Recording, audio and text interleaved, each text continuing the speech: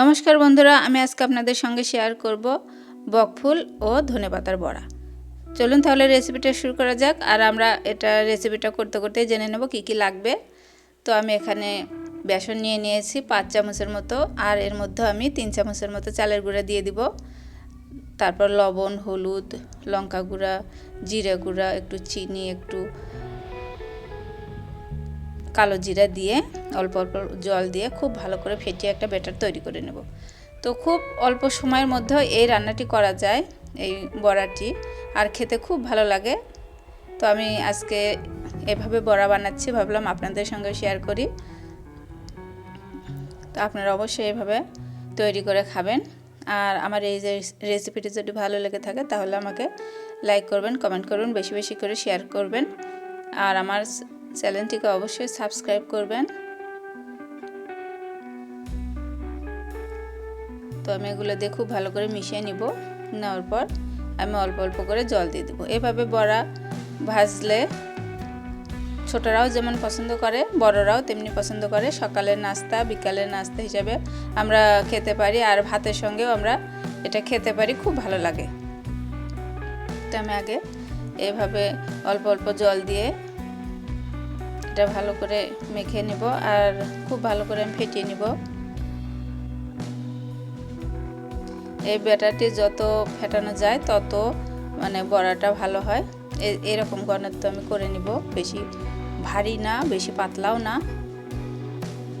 তো এখানে আমি বকফুলগুলো রেডি করে নিয়েছি ধুয়ে।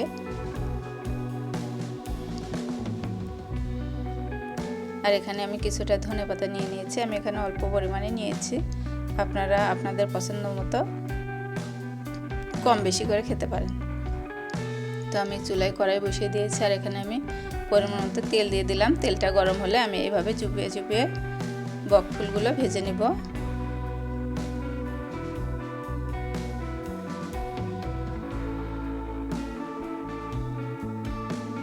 এই অবস্থায় কিন্তু চুলার আঁচটা অবশ্যই মাঝারি আঁচে ভাজতে হবে। জোরে জালটা দিলে কিন্তু এটা মচমচে হবে না। তো এই অবস্থায় আমি এটা ভেজে নেব। আমার ভাজাটা হয়ে গেছে, আমি উঠিয়ে নিচ্ছি। দেখুন কি সুন্দর হয়েছে।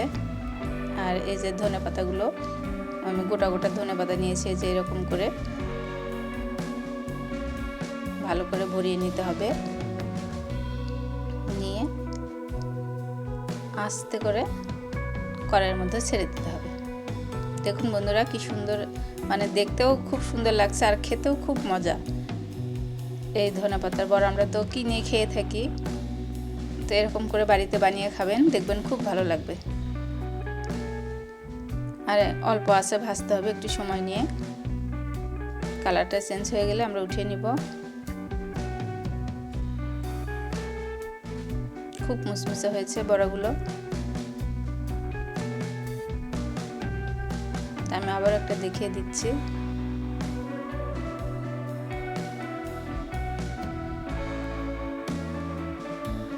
এটা এই যে এইভাবে দিতে হবে। এটা কিন্তু দেখতে আর একটু অন্যরকম হবে, খেতেও মজা, যেভাবে আমরা করি না কেন। তো হয়ে গেছে আমার ধনেপাতা বড়া। ধন্যবাদ সবাইকে আমার পাশে থাকার জন্য।